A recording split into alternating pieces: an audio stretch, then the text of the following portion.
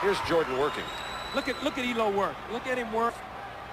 I mean, they work so hard, and then no one blocks out Horace Grant. That was the end of the play. Elo had just been pounding him earlier. See, still plenty of time, Bob. There's still 3 possessions left in this game. And it's a 3-point ball game, so Cleveland still got plenty of time. What they need to do is get a stop and score. When we come back, I want your answer on how much Cleveland misses Lenny Wilkens right now, who's been ejected from this game. I ask you about how much Cleveland misses Lenny Wilkens, who was ejected earlier in this ballgame. Well, they miss him a lot because he's a calming influence. Dick Helmer's an outstanding coach, but the players have tremendous confidence in Lenny Wilkens. He's been with this ball club. He's nurtured them from a very poor team into a good team.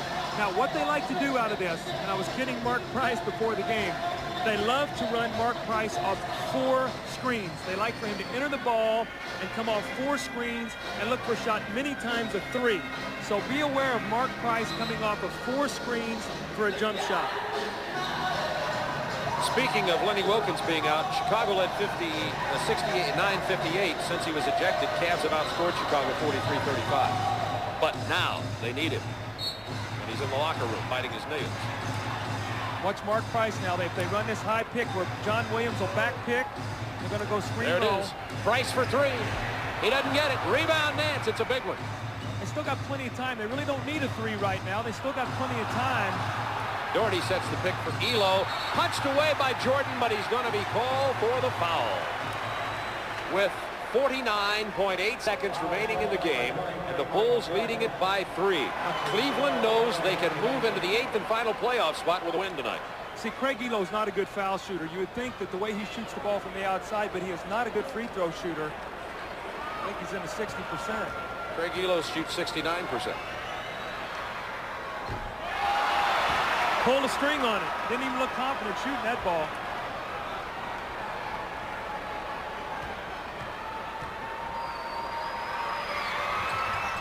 Gets this one. It is now a 2-point game. So they've missed 2 critical free throws. Nance missed 1 and Elo missed 1, and we got a tie ball game, and that's what it comes down to here late.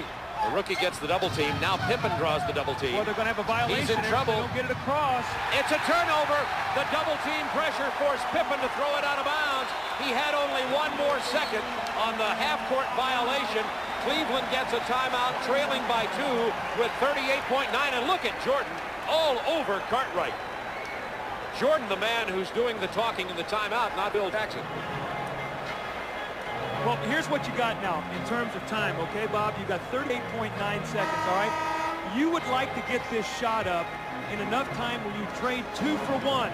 So look for them getting the ball in, maybe to Mark Price, having him come strong and look for a quick shot. Maybe take it to the basket. They want to trade 2 for 1. So even if they don't score, if they stop Chicago, they've got a chance to come back and either tie or win the ball game. So timing and using the clock. If Mark Price is being played by B.J. Armstrong, look for him to try to take him off the dribble. Craig Elo spotting up for 3 points if Michael Jordan tries to help out. Elo and Price, they've got Doherty out high also. Time remaining in the game in the lower right of your screen. John Williams draws a triple team. Jordan with the steal nearly. Elo, bad shot. Jordan with the rebound, and the foul is on. Boy, it's on Elo. Cleveland tried to run a set play that time to get the ball into Don Williams. They ended up getting a tough shot by Elo on the baseline, and then Michael Jordan with a great rebound. But in that situation, I don't like the second guess, but I like Mark Price going against B.J. Armstrong. Me too, clearly. Jordan at the line. He has 60, that's correct, 60 points in this game. His career high 63 back in '86. He misses the free throw. A big miss with 22.9 left. It's a 2-point game. Now, see, even if Michael makes this shot, I don't like a 3-pointer at this time unless it comes out of the flow, because there's still plenty of time to foul. It's a 3-point Chicago lead. Jordan has 61. That ties the most points scored in the NBA this year with Karl Malone, who scored 61 on January 27th. All right, Coach Collins, 22.9 remaining, Chicago by 3.